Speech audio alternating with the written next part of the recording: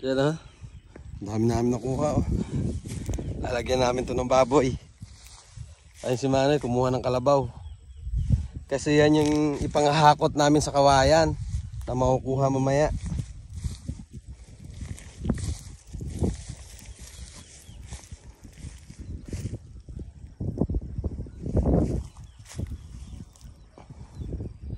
Toro.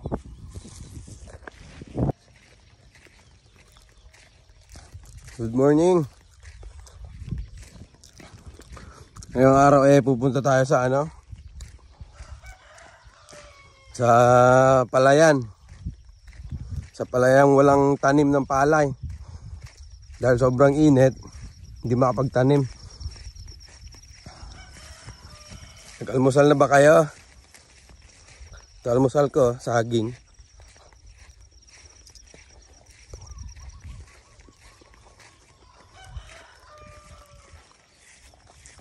Pupunta tayo sa kukuha ng gulay. Papakita ko yung dinadaanan namin.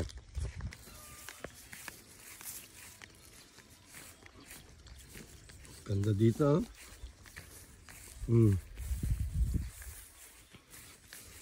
Tuyo yung lupa.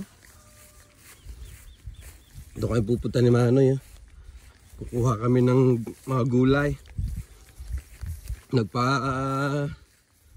Putol ako ng mga kawayan dahil magtatayo tayo ng bahay kubo. So lulutuan natin sila ng gulay, yung mga magtatrabaho.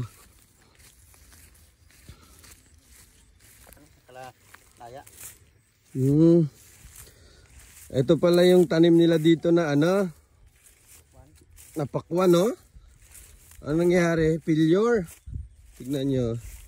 Pinabutan daw to ng ng mga lakas na ulan. Noong nakaraan daw kasi umulan dito ng malakas.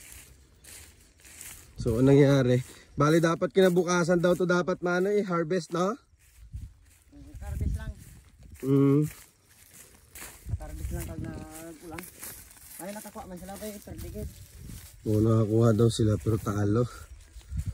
Sayang. Dami niya Ang hirap pa naman nitong alagaan ng pakuan. Gawa ng kailangan to dinidiligan. Mano-mano Sayang lang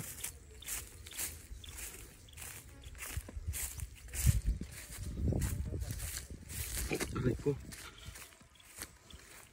Tingnan nyo yung lupa Puro bitak. Dahil sa tigang.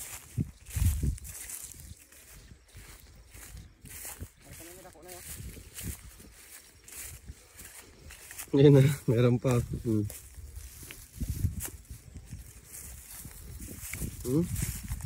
Sayang dami Kaya lang sila hindi sila lumaki talaga.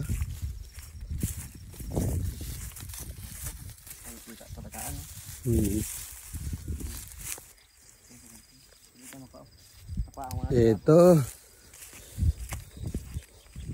alokbate. Sa mga nakapanood ng mga dati kong vlog, dito kami nanguha ng isda Yan Tapos hanggang doon. Bali ngayon, bumalik tayo ng Iloilo Nagtanim pala si Manay dito ng alokbate Kukuha kami dito dahil nagpatrabaho ako ngayon para may pang ulam mamaya yung mga tao. Lalagyan natin ito ng baboy.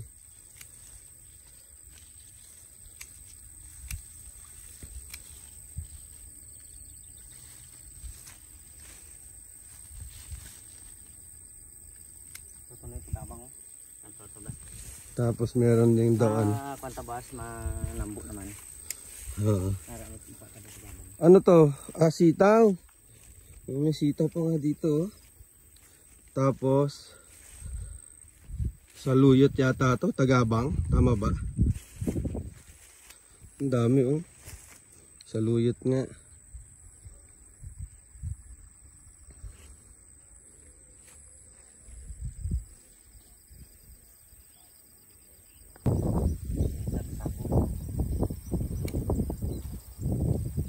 bago sa keso ako na harbisan naman. Tigapon na. Laki ng bahay namin dun, no? Harbisan na nilagapon eh. Toto. Tama. Ayan na dun, no? Huni ng ibon.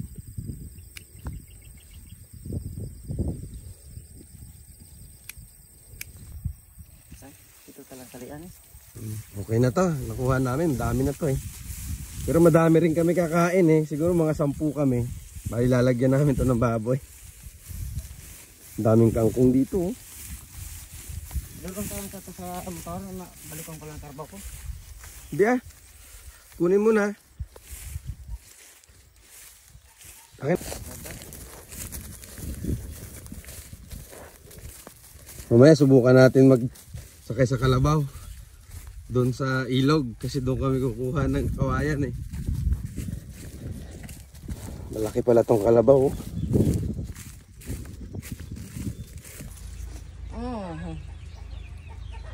Sarap to. Alogbate to sa Ilonggo eh. Sa Tagalog tawag nito. Alokbate. Alokbate. Ang dami. Tapos yung ano te, tatanim ko yan dyan. Ang lugdo ya. Lalagyan namin ng baboy. Ayun oh. Ang sarap nito mamaya.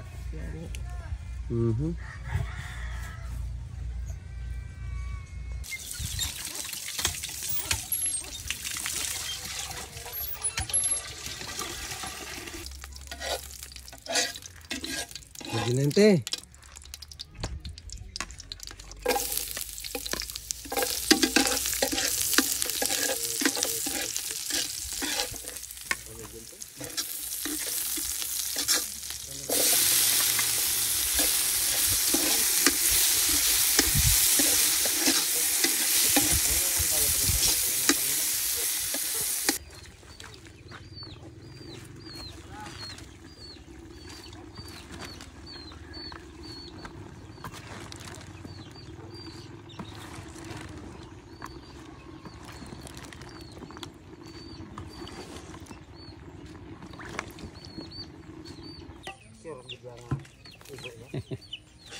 Wapong galo-galo nga ba? Tikman natin.